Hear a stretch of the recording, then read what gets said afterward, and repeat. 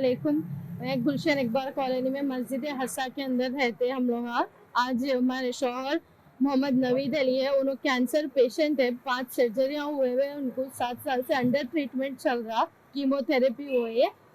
और आज जो है सब मस्जिद हस्सा के इमाम साहब हबीब मुल साहब और रईस मिलके थोड़ी बहस हो रही थी मस्जिद में। आवाज़ों से मैं निकल के देखी तो उन्होंने दोनों हाथ उठा दिए उनके ऊपर। फिर उन्होंने मैं पुलिस में जाता हूँ बोल के नीचे उतरे थे, गाड़ी स्टार्ट करके जा रहे हैं तो हबीब मुल साहब के बेटे आके गाड़ी ठोक देके उनको एक थप्पड़ दौड़ से मारते कि नीचे गिर गए। उन्होंने हबीब मुल साहब के बेटे अबू बकर हमारे शोहर को मारे। फिर उसके बाद मैं बचाने गई तो उनका दूसरा बेटा हसन आके उधर से भौड़ बोल के और जोर से मार के मुंह फोड़ दिए, नाक फोड़ दिए, उनकी ऑलरेडी यहाँ की हड्डी नहीं है। मैं बचाने गई उनको तो मेरे को भी जबरदस्ती से एक थप्पड़ मार दिए, पूरा ऐसा सीने पे जोर से घूपी बना के ढकल दिए। आपका घर वहीं है? हमारे घर के सामने जो मस्जिद के अंदर ही है। कितने साल से रह रहे आप?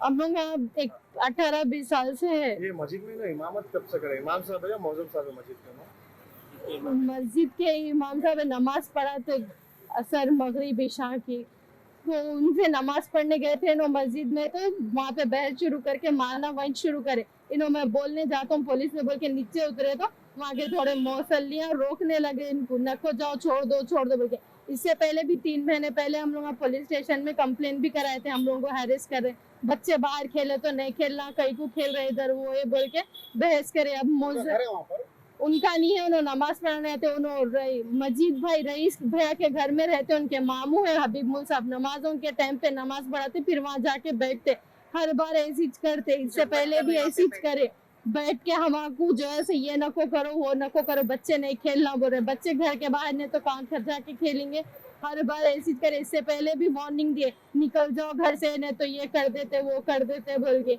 सो कैंसर पेशेंट है, उनको 3-4 महीने पहले पाँव की हड्डी निकाल के या जबड़े में डाले, असली हड्डी नहीं है, स्क्रू से फिट करे, सो वो मालूम रखते पर इन्हों कैंसर पेशेंट है, फिर भी उन्होंने आके जोर से मार दिए, ढकल दिए, लातों से भी मारे, यहाँ तक के इन्हों गिर गए बाद भी आके पीछे से लात से मारे।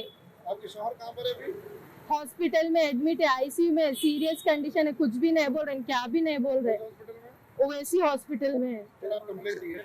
जी हाँ दिए, संतोष नगर के पुलिस स्टेशन है।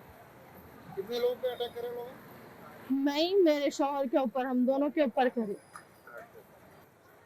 पुलिस आप कंप्लेंट करने गए? अभी तो कंप्लेंट जस्ट करा के निकले, नहीं मालूम कुछ भी। कितने लोग अटैक करे टोटल आपको? मेरे ऊपर तो 1 जने करे और इनके ऊपर 2 जने 3 जने एक साथ आ गए थे। कुछ नाम वगैरह मालूम? नाम नहीं मालूम, मैं पहली बार देखी। तो कैमरे हैं वहाँ पर? हाँ कैमरे में पूरा रिकॉर्डिंग हुआ सो है। मस्जिद के अंदर हुआ है, मस्जिद के इमाम साहब और इमाम साहब के बेटे ऐसे हरकत करेंगे तो फिर कैसा होगा। एक पेशेंट, कैंसर पेशेंट, मालूम है कि कैंसर पेशेंट है, अंडर ट्रीटमेंट चल रहे हैं बोल के, फिर भी आके अननेसेसरी मार रहे हैं। हटाने के बावजूद एक लेडीज के ऊपर हाथ उठा के ढकल के जोर जबरदस्ती करके फिर पेशेंट को मार रहे हैं। मेरी ये संतोष नगर के पुलिस स्टेशन के डीसीपी उनसे रिक्वेस्ट है कि हमारे हक में बेहतर फैसला फरमाइए और हमारा सपोर्ट करिए और सख्त से सख्त कार्रवाई कीजिए।